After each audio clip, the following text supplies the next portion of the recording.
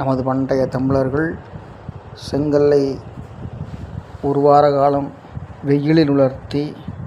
அவை நன்றாக காய்ந்த பின்பு அதனை எடுத்து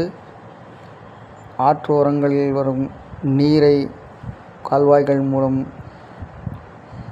குடியிருப்பு பகுதிக்கு கொண்டு வரவும், தொட்டிகளை கட்டி நீரை சேகரிக்கவும்,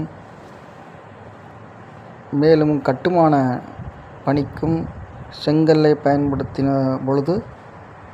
சிறிது காலத்தில் அவை மெதுவாக கரைவதை உணர்ந்து அதன் பின்பு அந்த செங்கலில் உள்ள ஈரத்தை உலர்த்தி வெயிலில் காய வைத்தாலும் அது போதவில்லை என்று கருதிதான் செங்கல் சூளையை அமைத்து அதனுள் இட்டு நன்றாக அதனை வெப்பம் ஏற்படுத்தி ஒரு 800-900 டிகிரி சென்டிகிரேடு வரை அதனை நன்றாக சூடு செய்து அதன் பின்பு ஒரு நாள் அந்த தணலில் வைத்திருந்து எடுத்து அதன் பின்பு அந்த செங்கற்களை கட்டுமான வேலைக்கு பயன்படுத்திய பொழுது நீர் பயன்பாட்டால் செங்கல் கரையவில்லை.